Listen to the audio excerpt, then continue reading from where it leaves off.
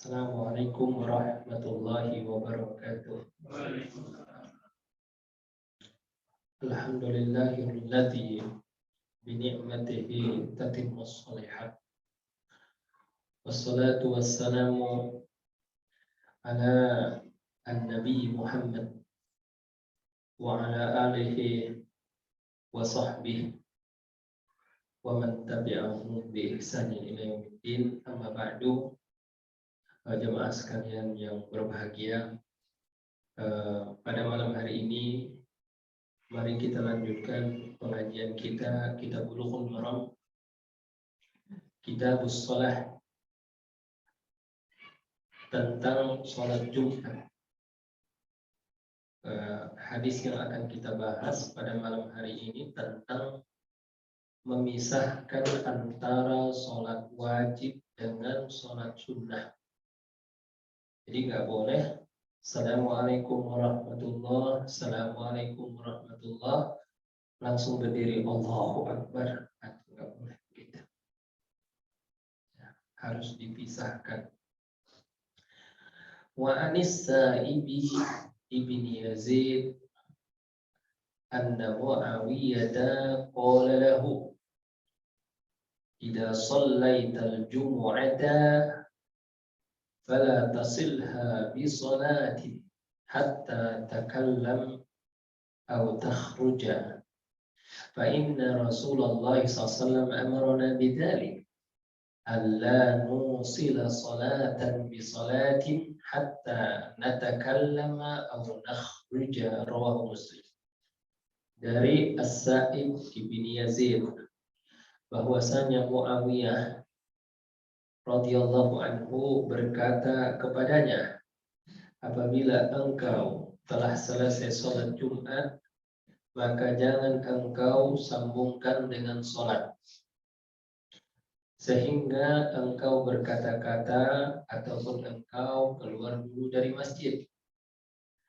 Maka sesungguhnya Rasulullah SAW memerintahkan kami seperti itu, yaitu supaya kami tidak menggabungkan antara satu sholat dengan sholat yang berikut, sehingga kami berbicara dahulu ataupun kami keluar dari masjid terlebih dahulu. Rawahu Muslim, hadis riwayat Muslim.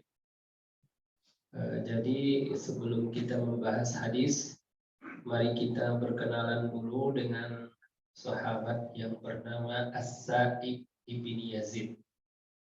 Ya, kalau Muawiyah kan kita kenal Muawiyah bin Abi Sufyan, ya, yang berseteru dengan Ali bin Abi Thalib. Nah, tapi kalau As-Sa'ib ibn Yazid ini dalam kitab Asadul Ghabah fi Ma'rifatis Sahabah, Babus Sini Ma'al Alim. Jadi para ulama-ulama kita itu Pak mengarang buku database sahabat Nabi Sallallahu Alaihi Wasallam. Ya, ada nama kitabnya Asadul Ghabah fi Ma'rifatis Sahabah. Ya, dan banyak lagi kitab-kitab yang lain yang menulis tentang database sahabat. Jadi ditulis siapa namanya, siapa kunyahnya, tahun berapa dia lahir, kemudian juga dituliskan tahun berapa dia wafat, ya, riwayat-riwayat dia dari Nabi Sallallahu Alaihi Wasallam, apa saja peristiwa-peristiwa penting yang pernah dialaminya, itu semua terbukukan dengan rapi dan bersanad, ya, bersanad. Itu penting Bapak dan Ibu sekalian, karena nanti sebuah hadis itu kalau di situ ada sahabat yang meriwayatkannya, maka tidak perlu lagi dibicarakan apakah dia sikoh atau tidak sikoh, sebab semua sahabat Nabi itu adalah orang-orang yang sikoh, terpercaya. Jadi ilmu mustalahul hadis itu hanya membahas orang-orang yang di bawah sahabat ke bawah, yaitu tabi'in, atba'ut tabi'in. Misalnya gurunya Bukhari, guru dari gurunya, guru dari gurunya, guru dari gurunya, sampai kepada tabi'in. Itu harus diteliti. Apakah orangnya terpercaya? Ya, tapi ketika sudah masuk kepada sahabat radhiyallahu anhum, kullus sahabati udul. Semua sahabat itu adalah adil, terpercaya. Kenapa begitu? Allah yang mengatakan bahwa mereka terpercaya. Radhiyallahu anhum wa radu anhu. Allah telah ridho kepada mereka dan mereka pun ridho kepada Allah. Allah saja sudah ridho kepada mereka, apalagi kita, ya. Maka kita pun tidak boleh membicarakan terlalu mendalam tentang perselisihan dan perseteruan yang terjadi di antara sahabat radhiyallahu anhum, ya, sebagaimana yang terjadi antara Muawiyah dengan Ali bin Abi Thalib, antara Ali bin Abi Thalib dengan Aisyah, antara Ali bin Abi Thalib dengan Talhah bin Zubair, ya, terjadi peperangan, ya. Kata para ulama, mereka berijtihad dan mereka adalah ahlul ijtihad. Ya, kalau mereka benar, mereka dapat 2 pahala, dan kalau mereka salah, mereka dapat 1 pahala. Nah, jadi As-Sa'ib ibnu Yazid ini termasuk sahabat kecil. Maksud sahabat kecil itu sahabat junior. Kenapa kita katakan siapa sahabat senior itu siapa? Abu Bakar, Umar, Ali, Abu Dzar Al-Ghifari, ya, orang-orang yang awal-awal masuk Islam. Tapi kalau sahabat junior itu adalah termasuk diantaranya As-Sa'ib ibnu Yazid. Ini dia lahir tahun kedua Hijriyah. Jadi setelah Nabi hijrah ke Madinah 2 tahun baru dia lahir. Jadi Nabi berdakwah dulu di Makkah selama 10 tahun, ya, kemudian hijrah ke Madinah. Setelah hijrah ke Madinah Nabi baru dia lahir, ya. Namanya As-Sa'ib ibnu Yazid. Apa kata dia? Hajjabi abi ma'a Rasulillah sallallahu fi hajjatil wada wa ana ibnu sab'i sinin. Ketika Rasulullah sallallahu alaihi wasallam, ayahku pergi haji dengan Rasulullah. Jadi ayahnya ikut rombongan Rasulullah yang melaksanakan haji wada. Haji wada itu tahun ke-10, tahun ke-9 Hijriah. Waktu itu umurku 2 tahun katanya. Waktu itu umurku 7 tahun. Waktu berangkat haji Rasulullah, umur saya berapa katanya? 7 tahun. Berarti dari situ dia lahir adalah tahun kedua Hijriah. Wa kana amilan li Umar bin Khattab radhiyallahu anhu, dan beliau adalah pegawainya Umar. Ditugaskan di pasar, ya. Dan wafat pada tahun 80. Pada tahun 80. Jadi umurnya waktu wafat itu sekitar 94 tahun. Nah, ada kisah tentang As-Sa'ib ibnu Yazid ini. Jadi para tabi'in, Pak. Tabi'in. Siapa itu? Kalau sahabat itu adalah orang yang bertemu dengan Nabi Muhammad. Siapapun yang bertemu dengan Nabi Muhammad, kemudian dia masuk Islam dan mati dalam keadaan Islam, namanya apa? Sahabat. Ya. Kalau dia bertemu dengan sahabat tapi tidak bertemu dengan Nabi, namanya apa? Tabi'in. Jadi tabi'in ini, ya, orang yang di bawah generasi setelah As-Sa'ib ibnu Yazid ini, mereka berusaha keras, berupaya keras untuk mendapatkan ilmu, ya, mendapatkan ilmu dan sunnah Nabi Sallallahu Alaihi Wasallam dari para sahabat. Jadi mereka senang sekali kalau masih ketemu dengan sahabat, karena mendapatkan ilmu yang bersanad sampai kepada Rasulullah Sallallahu Alaihi Wasallam. Jadi di dalam hadis yang kita baca tadi, Ada seorang tabi'i yang bernama Umar ibnu Atha. Ya, Umar ibnu Atha. Kata dia apa? Bahwa Nafi bin Jubair, ada seorang yang bernama Nafi bin Jubair, arsalahu ila sahabi. Jadi Umar bin Atha ini diutus untuk bertemu dengan As-Sa'ib ibnu Yazid, perawi hadis tadi. Jadi dia ditugaskan untuk bertemu dengan As-Sa'ib ibnu Yazid. Misinya apa? Untuk menanyakan sesuatu yang dia lihat dari Muawiyah bin Abi Sufyan yang berkenaan tentang sholat. Ya. Jadi dia diutus untuk bertemu dengan As-Sa'ib. Permohonannya kepada As-Sa'ib ini, tolong ceritakan kepada kami apa yang engkau dapatkan dari Muawiyah bin Abi Sufyan. Ya, Muawiyah ini adalah sahabat Nabi SAW, sahabat senior. Waktu itu beliau adalah khalifah di Damaskus. Ya, khalifah di Damaskus setelah Ali bin Abi Thalib. Nah, lalu dia menceritakan bahwa pada suatu ketika As-Sa'ib ini saya sholat bersama Muawiyah bin Abi Sufyan fil maqsurah. Maksudnya fil maqsurah itu rupanya Abu Sufyan ini di masjid itu dibuatkan tempat khusus buat para pejabat. Ya, buat para pejabat ada tempat khusus yang tempat itu hanya buat para pejabat. Kenapa? Karena dulu dia pernah mau dibunuh orang waktu mengimami salat.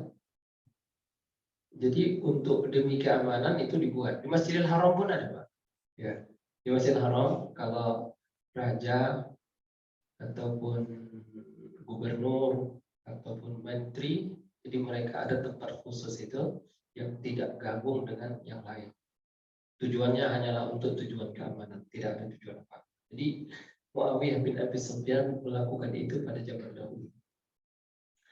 Nah, kemudian kata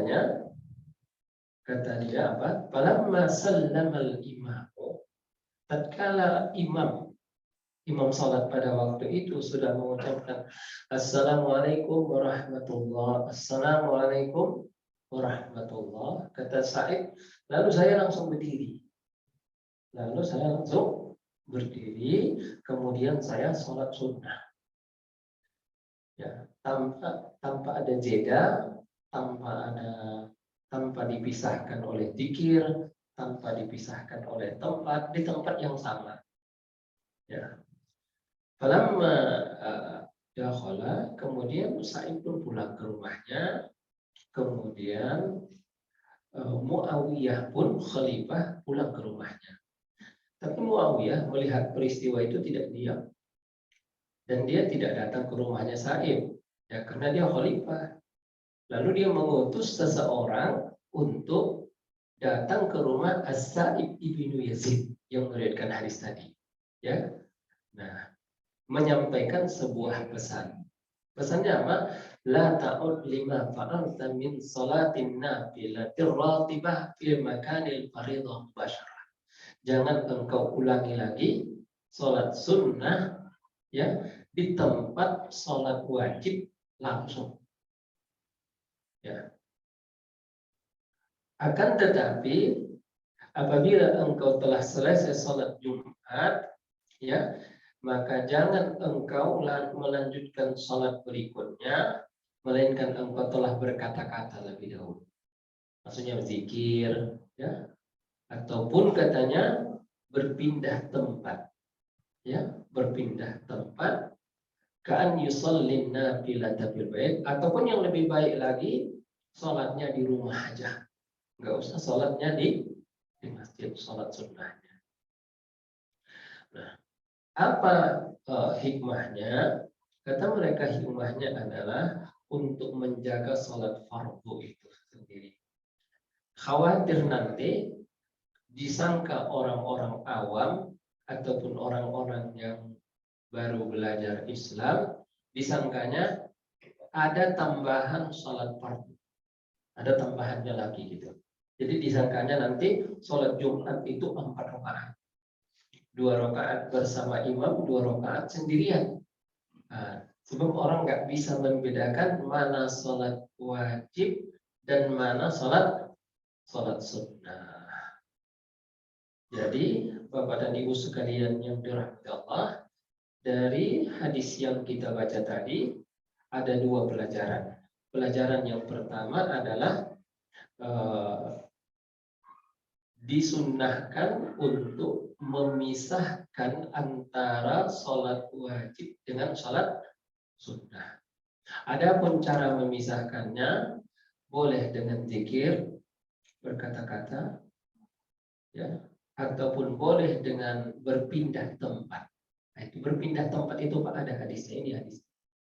Ya, kadang temannya, nah kamu pindah ke tempat saya pindah ke tempat kamu. Nah, itu ada hadisnya, bukan mengada-ngada ya. Nah, ini. Jadi disunnahkan juga kalau sholat itu berpindah-pindah tempatnya supaya banyak saksinya nanti hari kiamat. Ya. Yauma idzin tuhadditsu akhbaruha. Pada waktu itu bumi menceritakan peristiwa-peristiwa yang terjadi di atasnya. Nanti kata bumi, oh di sini dia juga sholat dulu di sini, dulu di sini, dulu di sini. Itu sholat sunnah. Nah, Bapak dan Ibu yang dirahmati Allah Subhanahu wa Ta'ala. Jadi disunnahkan itu. Kemudian dari hadis ini juga bukan hanya rakyat yang menasehati pemimpin, tapi pemimpin pun menasehati rakyatnya. Di sini kan rakyatnya Sa'ib. Pemimpinnya siapa? Presidennya siapa? Muawiyah. Muawiyah menasehati rakyatnya. Walaupun dia tidak dia langsung datang, tapi dikirimnya seorang utusan untuk menyampaikan pesannya kepada As-Sa'ib ibnu Yazid. Apa yang disampaikan Muawiyah itu bukan dia ngarang, tapi apa yang dia dengar langsung dari Rasulullah Shallallahu Alaihi Wasallam. Jadi Bapak dan Ibu, kita ulang lagi, hikmah daripada memisahkan itu, ya, ada yang berpendapat bahwa hikmah melakukan seperti itu agar tidak terjadi keserupaan antara sholat wajib dan sholat sunnah, itu saja. Ya, tidak terjadi keserupaan. Ada pula yang berpendapat bahwa melanggar hal itu merupakan sebab kebinasaan orang-orang yang terdahulu. Oh, itu. Jadi melakukan itu sebuah pelanggaran. Ya, sebagaimana riwayat daripada salah seorang sahabat Nabi, anna Rasulullah shallal asra faqama rajulun yusalli fara'ahu Umar faqala lahu ijlis فإنما هلك أهل الكتاب أنه لم يكن لصلاتهم أصل فقال رسول الله صلى الله عليه وسلم أحسن ابن Khattab. Jadi pada suatu ketika Rasulullah sholat asar berjamaah. Begitu Rasulullah Assalamualaikum warahmatullah, tiba-tiba ada seorang ya yang langsung berdiri mau sholat, mau angkat takbir, kata Umar, duduk. Orang kalau Umar yang bicara takut, kalahnya Umar luar biasa. Kamu duduk. Kata Umar apa? Fa innama halaka ahlul kitab Yahudi dan Nasrani, mereka dibinasakan oleh Allah. Kenapa? Annahu lam yakun li salatihim fasl. Karena mereka kalau sholat enggak dipisahkan antara sholat satu dengan yang lain. Dengan hal itu didengar oleh Rasulullah. Kata Rasulullah apa? Ahsana ibnu Khattab. Ya, betul itu yang dikatakan Umar itu, kata Rasulullah. Jadi kalau Umar ada yang bicara mungkin kurang kuat, tapi dikuatkan lagi oleh Rasulullah Shallallahu Alaihi Wasallam. Jadi di sini ada hikmah. Hikmahnya kebinasaan umat-umat yang terdahulu karena tidak memisahkan antara sholat sunnahnya dengan sholat wajib. Nah, Bapak dan Ibu yang dirahmati Allah Subhanahu wa Ta'ala. Jadi yang kedua hikmahnya karena itu dikesankan seolah-olah itu bagian daripada sholat yang pertama. Nah, dikira nanti sholat Jumat itu berapa? 4 rakaat. Itu yang disebutkan oleh Syekh bin Baz rahimahullah. Namun bila sudah dipisahkan dengan ucapan, udah ucapan itu nggak harus ngomong sama orang, zikir, baca astagfirullahaladzim, baca apa lagi? Allahumma antas salam, baca ayat kursi. Jadi kadang-kadang ada orang kita lihat begitu, assalamualaikum warahmatullah, assalamualaikum warahmatullah, langsung berdiri, mukhalifun lis-sunnah. Dia menyelisihi sunnah Nabi SAW. As-sunnah, ya, kalau sunnah itu adalah thariqah Nabi SAW ataupun hajjun Nabi, petunjuk Nabi, bahwa apabila sudah salam, zikir dulu. Zikir dulu, ya, sudah selesai zikir, ada 2 pilihan. Salat sunnah di masjid atau salat sunnah di rumah. Tapi yang paling afdal adalah salat sunnah di rumah, bukan di masjid. Afdalus salawati, ya, fil bait. Seabdal salat di rumah, kecuali salat wajib. Asalkan jangan kalau udah sampai ke rumah nggak jadi salat. Nah, itu kebanyakan kita nih. Nah, kalau di masjid dia bersemangat karena lihat teman-temannya sholat. Kalau sampai ke rumah nggak sholat, mendingan sholat di masjid.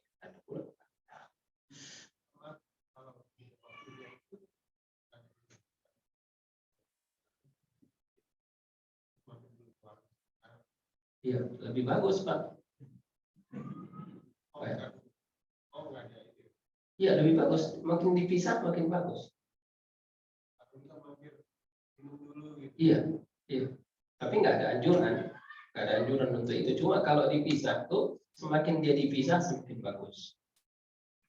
Dipisah antara sholat wajib dengan sholat sunnah. Tapi jangan sampai lalai, sehingga di warung ngobrol nanti di warungnya, makan minum, tiba-tiba udah masuk waktu azan, nggak jadi sholat sunnah.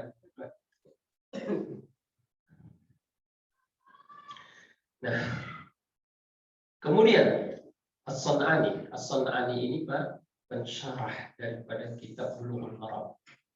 Jadi Bulughul Maram ini banyak disyarahkan para ulama-ulama klasik dan ulama-ulama kontemporer.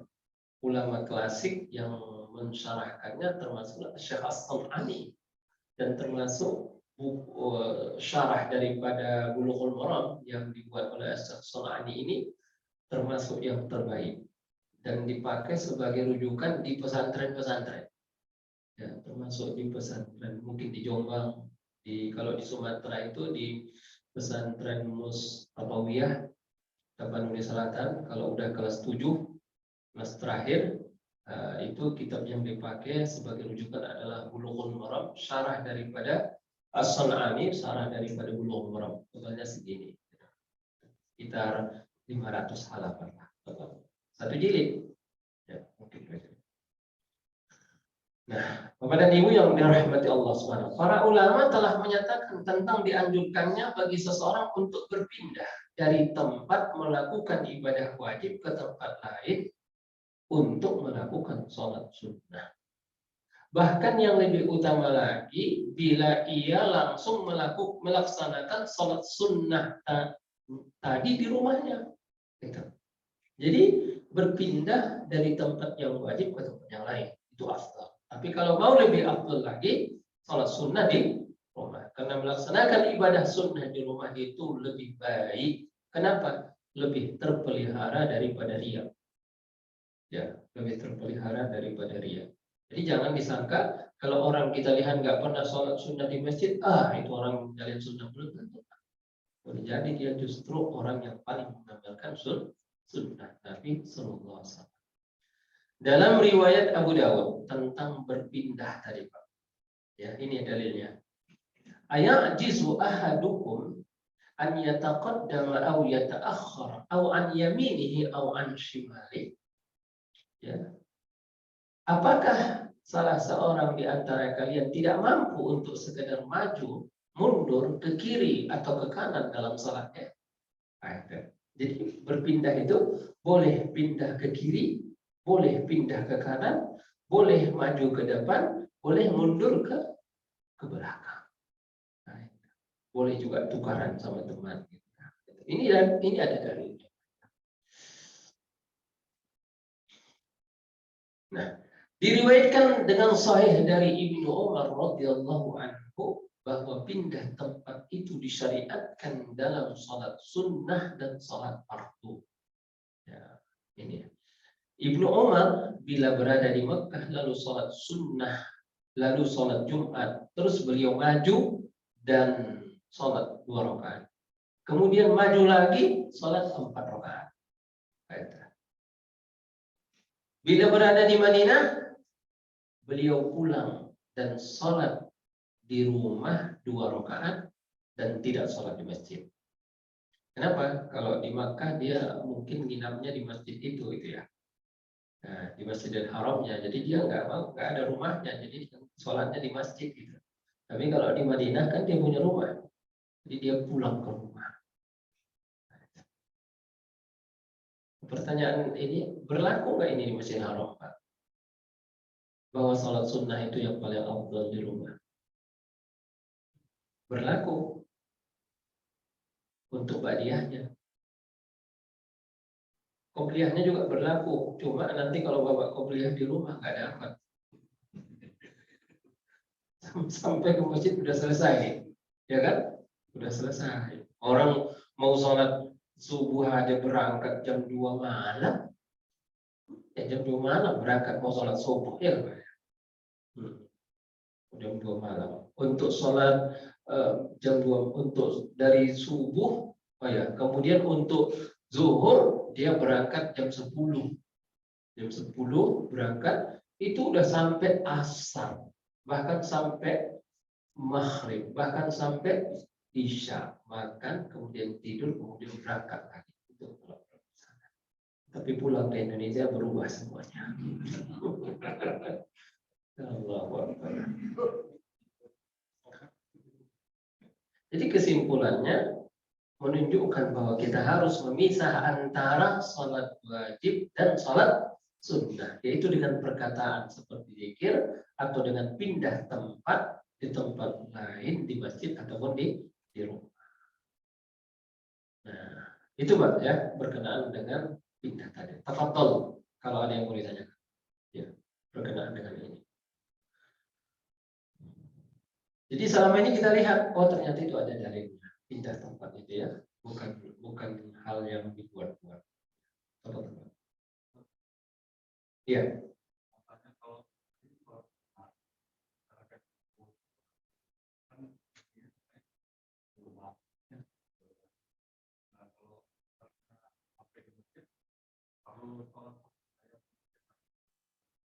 Kalau ada waktu, kalau cukup.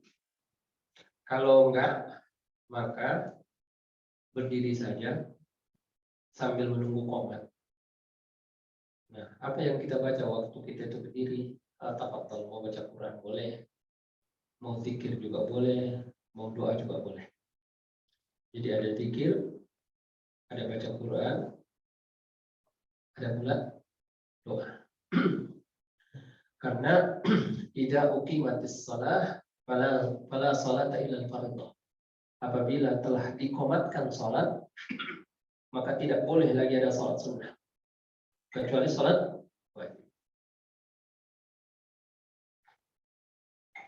Melainkan apabila telah terlanjur ya Pak. Jadi dia nggak lihat petunjuk di salat ya. Kemudian tiba-tiba Allahu Akbar, batal. Selagi belum sempurna 1 rakaat. Bagaimana maksudnya sempurna 1 rakaat? Sudah bangun dari sujud yang kedua, berdiri, itu sudah sempurna 1 rakaat. Maka itu harus disempurnakan. Tapi hendaklah dipercepat. Jangan pula diperlambat. Kalau udah terlanjur. Tapi kalau baru masih rukuk lagi, ataupun i'tidal, langsung batalkan. Karena la salata, tidak ada salat ya apabila telah qomat dikumandangkan. Makanya kita lihat di Masjidil Haram itu bahkan tawaf pun berhenti ketika qomat telah dikumandangkan.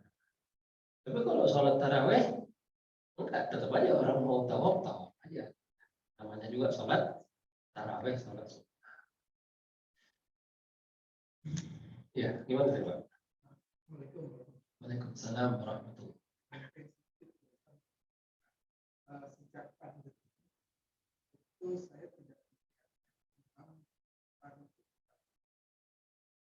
sekilas melihat khususnya itu dikatakan latihan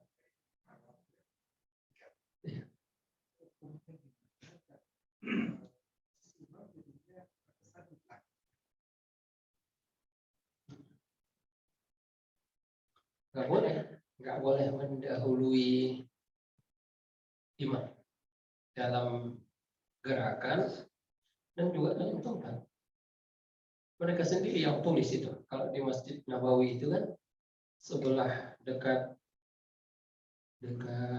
makam Nabi itu ditulis itu jangan melewati garis ini. Apabila Anda melewati garis ini maka batal sholat. Wallahu alam, apakah mungkin sudah diatur bahwa tidak posisinya tidak mendahului. Iya.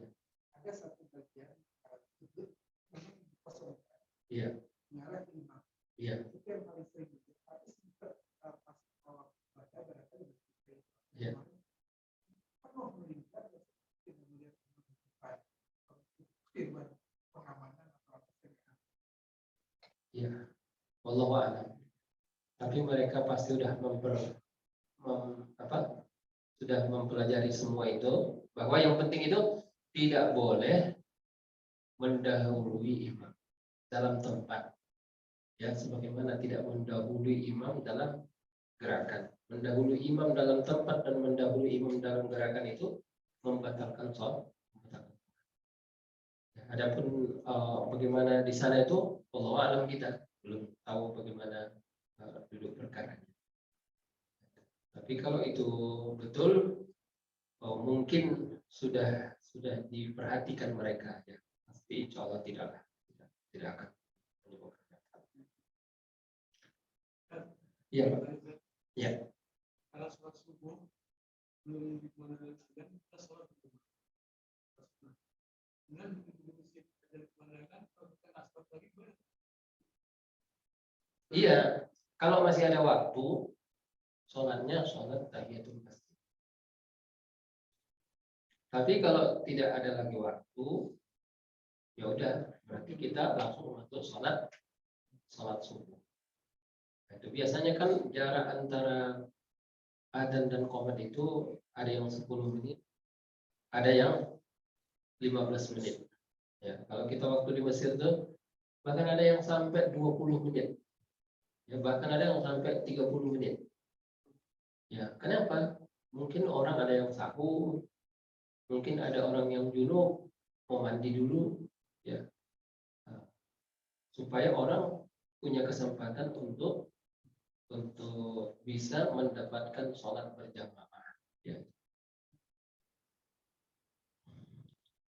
Kita lanjutkan, Pak. Wa an Abi Hurairah radhiyallahu anhu qala Rasulullah sallallahu alaihi wasallam man ightasala thumma atal jum'ah fa sallama qaddara lahu thumma ansata hatta yafrugha al-imam min khutbatihi thumma yusalli ma'ahu ghufira lahu ma bainahu wa bainal jum'ati al-ukhra wa fadlu thalathati ayyamin rawahu Muslim.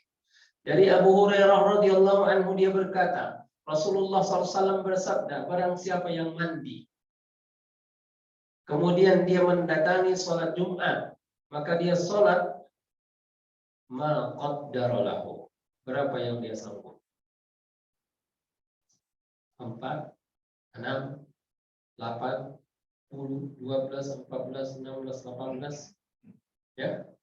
Selagi imam belum naik ke atas mimbar. Tsumma ansab. Begitu imam naik ke atas mimbar, dia berhenti sholat sunnah. hatta yafrughal imam min khutbatihi. Kemudian dia mendengarkan sampai imam selesai daripada khutbahnya, thumma yusalli ma'ahu. Kemudian dia salat bersama imam. Pahalanya apa? Ghufira lahu ma bainahu wa bainal jum'atil ukhra. Diampunkanlah dosanya antara Jumat itu dan Jumat sebelum. Wa fadlu salasati ayyam, dan ditambah 3 hari. Rawahu Muslim. Jadi Pak, seyogyanya pada hari Jumat, begitu kita datang ke masjid, amalan yang paling afdal sampai saja kita sampai di masjid adalah sholat. Hah? Bukan, sholat ini hadisnya. Lah iya.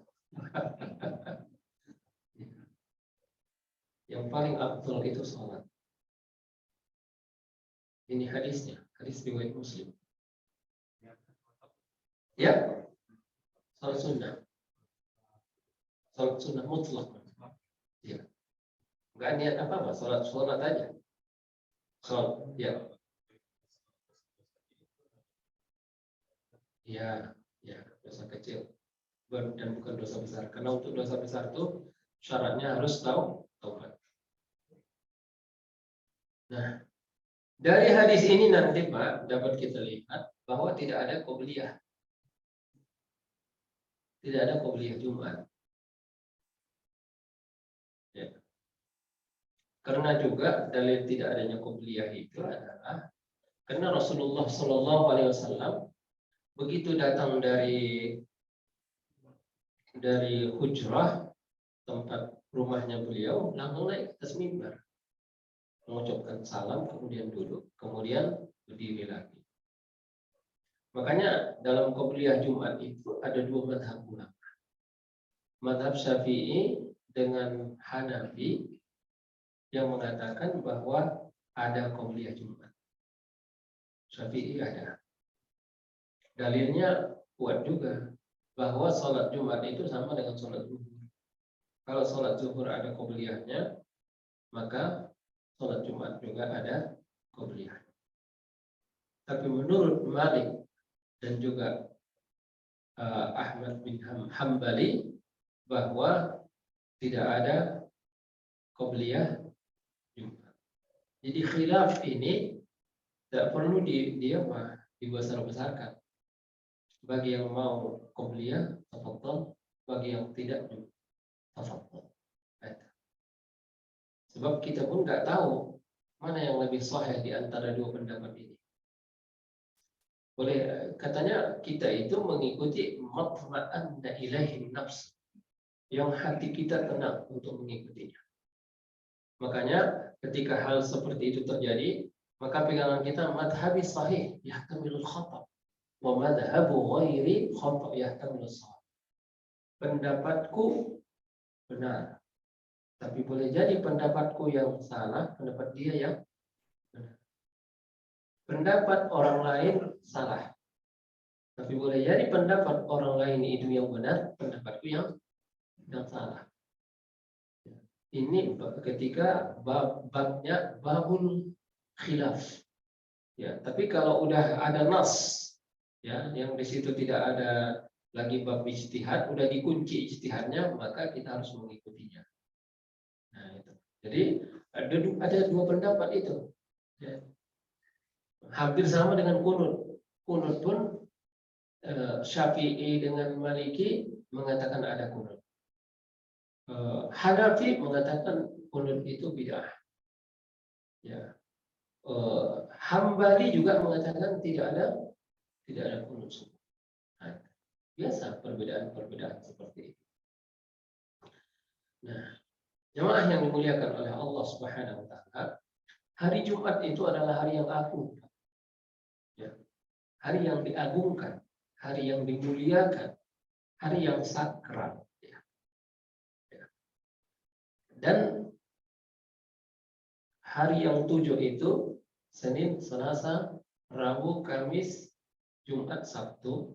Yang paling afdal adalah hari Jumat. Kenapa? Karena pada hari itu adalah hari pertemuan kaum muslimin. Ya. Nah, karena hari itu hari pertemuan, maka Nabi menganjurkan untuk mandi supaya orang nggak tutup hidung nanti, Pak. Ya.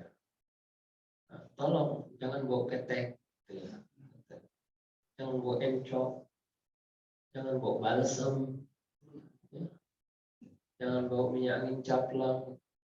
Orang nggak jangan, apalagi bawa petel, bawa jengkol, kaos kaki yang nggak dicuci udah seminggu, ya.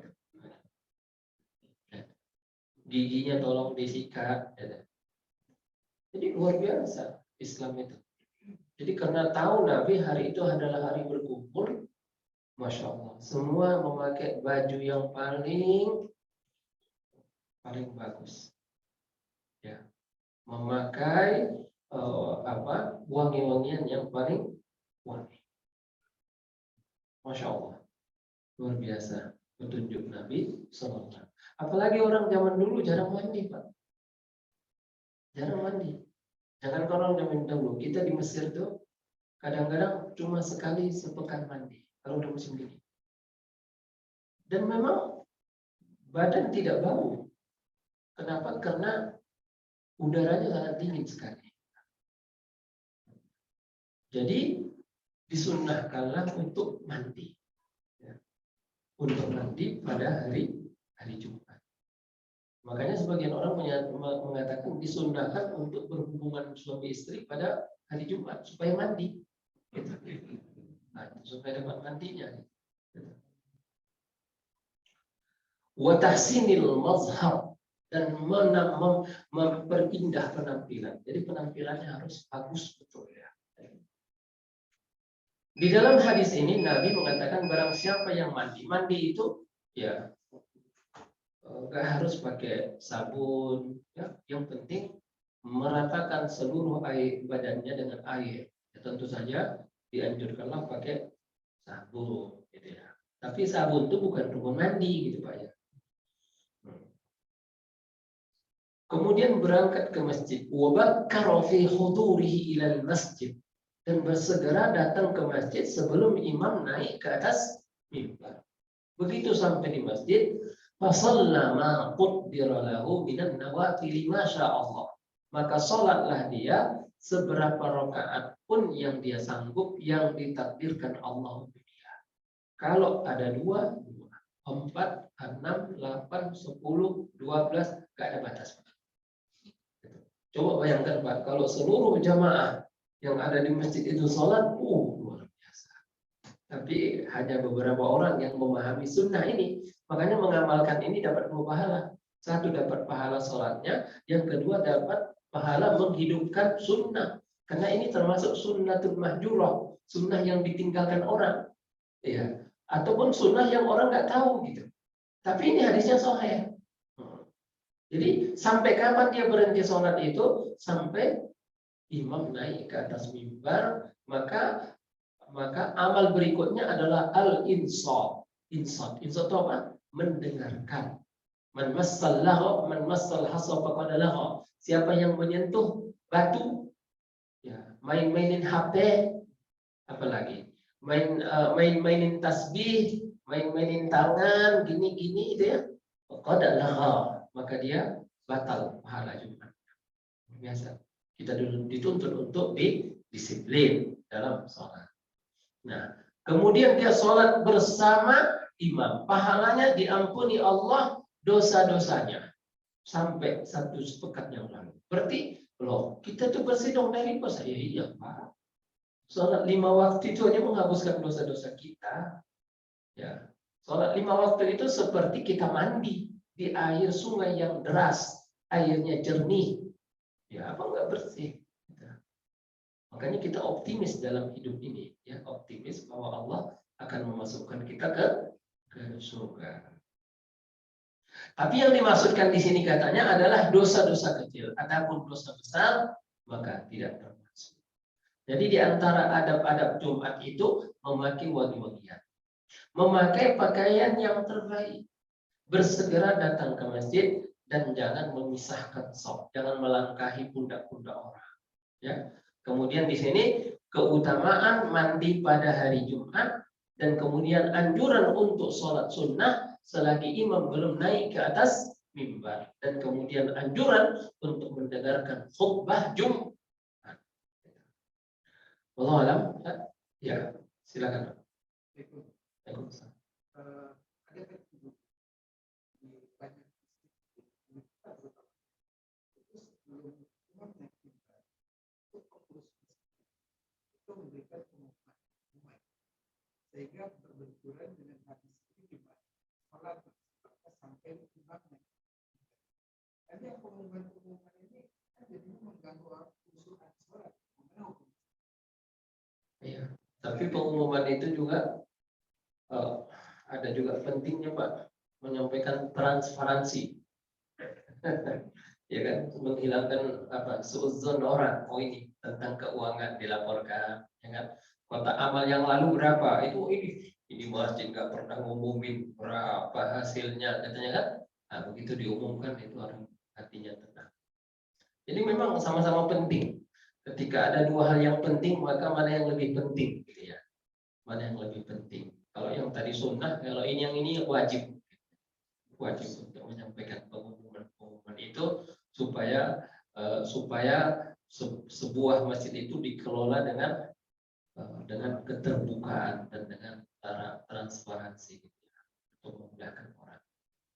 Wallahu a'lam. Bapak dan Ibu, kita cukupkan dulu. Insyaallah pada pertemuan yang akan datang kita akan membahas hadis tentang waktu ijabah, waktu yang mustajab pada waktu hari Jumat itu di mana sebenarnya? Apakah pada sholat asar ataukah apakah ketika imam duduk di antara dua khutbah itu ataukah pada saat imam naik ke atas?